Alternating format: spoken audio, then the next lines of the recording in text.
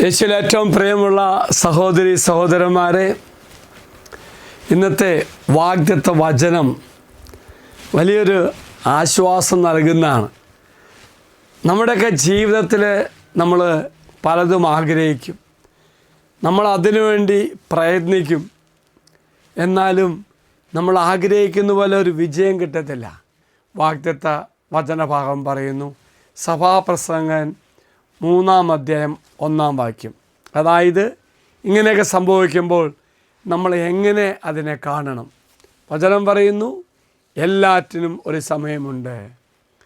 ഓർക്കുക, എല്ലാറ്റിനും ഒരു സമയമുണ്ട്. ആകാശത്തിന് കീഴിലുള്ള സമസ്ത കാര്യവും ഒരവസരമുണ്ട്. അതായത് പ്രിയമുള്ളവരെ, ഇതൊക്കെ നമുക്ക് അറിയാം. പക്ഷേ ചില സാഹചര്യങ്ങളിൽ, ചില സമയങ്ങളിൽ ഈ വസ്തുത നമുക്ക് സ്വീകരിക്കാൻ പറ്റത്തില്ല. പരീക്ഷയാകാം, വിദേശത്ത് പോകാൻ വേണ്ടി ആഗ്രഹിച്ച് പരീക്ഷ ചെയ്യുന്നു, ജയിക്കുന്നില്ല. അതാണ് ഈ സന്ദർഭത്തിൽ ഓർക്കുക, ദൈവം ജീവിതത്തിലെ എല്ലാ പ്രവർത്തനങ്ങളും സമയവും ഉദ്ദേശവും നിശ്ചയിച്ചിട്ടുണ്ട്. പ്രിയമുള്ളവരെ, ഇവിടെ നമ്മൾ വിശ്വാസത്തോടെ ഉറച്ചു നിൽക്കുക. ജീവിതത്തിലെ ഉയർച്ചകളും താഴ്ചകളും, സന്തോഷവും ദുഃഖവും എല്ലാം നമ്മൾ സ്വീകരിക്കുക. ദൈവത്തിൻ്റെ പദ്ധതിയിൽ സമാധാനവും പൂർത്തീകരണവും കണ്ടെത്തുന്നതിന് നമ്മുടേതായ തീരുമാനങ്ങൾ ഉപേക്ഷിക്കണം. നമ്മുടെ സ്വന്തം പദ്ധതികളിൽ നിന്ന് വ്യത്യസ്തമായിരിക്കാം.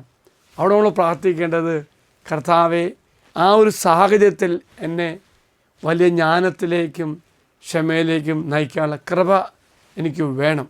സ്വാതന്ത്ര്യത്തോടുകൂടിയും പൂർണ്ണമായ ദൈവഹിതത്തെ അംഗീകരിച്ചുകൊണ്ടുള്ള ഒരു യാത്ര ആണ് നമ്മുടെ ജീവിതം.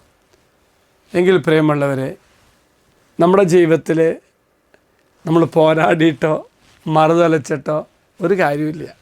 ഇതിനൊക്കെ അംഗീകരിക്കാനും ഉൾക്കൊള്ളുവാനും ദൈവഹിതത്തോടെ ചേർന്ന് ജീവിക്കാനും ദൈവം നമ്മെ സഹായിക്കട്ടെ.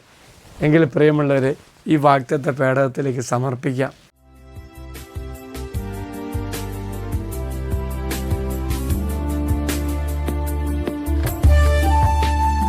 ഇത് നിങ്ങൾ സമർപ്പിച്ച നിങ്ങളുടെ എല്ലാ നിയോഗങ്ങളും അൾത്താരയിലേക്ക് അച്ഛൻ സമർപ്പിക്കുന്നു.